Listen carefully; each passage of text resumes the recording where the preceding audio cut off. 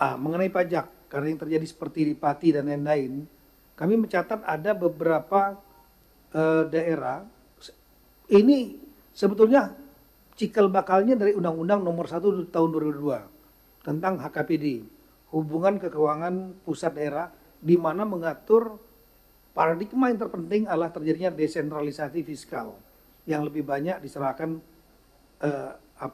beberapa peluang kepada daerah, kewenangan kepada daerah. Dan kemudian diteruskan dengan adanya PP nomor 35 tahun 2003 tentang pajak dan retribusi daerah. Nah, di situ disebutkan pajak dan retribusi daerah ada jenisnya dan kemudian diatur dengan perda. Sedangkan tarifnya diatur dengan perkada. Nah, ini adalah perintah undang-undang dan perintah PP, bukan Permendagri, bukan. Nah, kemudian ketika kami melihat, ya, apakah ini ada hubungannya dengan efisiensi? Enggak juga. Kenapa? Karena dari yang tahun 2022 itu, 2023, ada 104 daerah yang menaikkan atau menyesuaikan NJOP. Jadi NJOP itu menurut undang-undang itu harus disesuaikan setiap 3 tahun sekali. Ini sesuai dengan harga market. NJOP, nilai jual objek pajak. Nah, yang kalau orang kaya mungkin nggak terasa.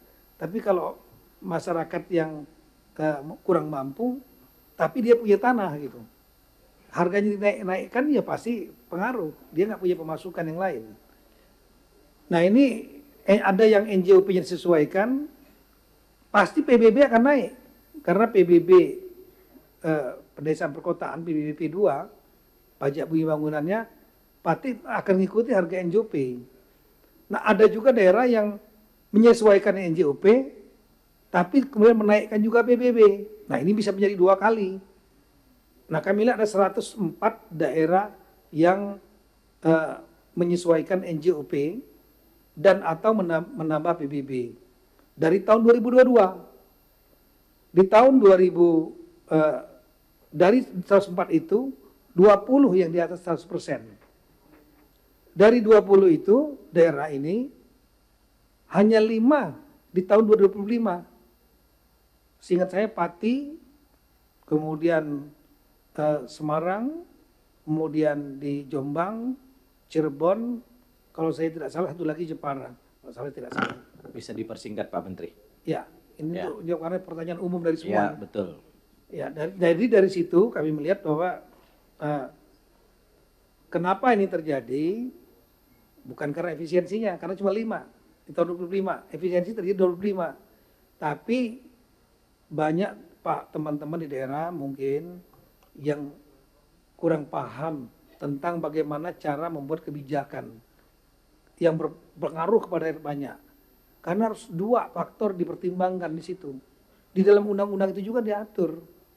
Yaitu yang pertama harus melihat kondisi sosial ekonomi masyarakat.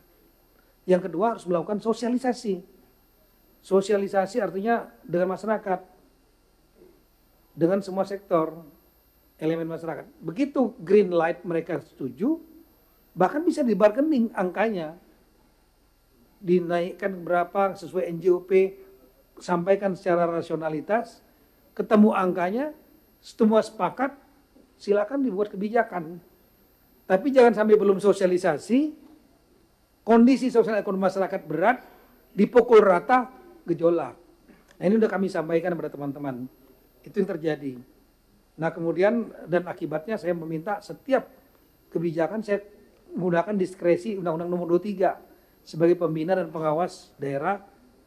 Setiap kebijakan yang akan menaikkan pajak dan retribusi wajib untuk memberitahu kepada Kemendagri supaya kami bisa monitor dan juga bisa memberikan arahan.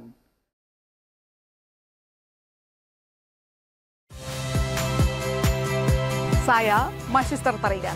Saksikan program-program Kompas TV melalui siaran digital, pay TV, dan media streaming lainnya. Kompas TV, independen, terpercaya.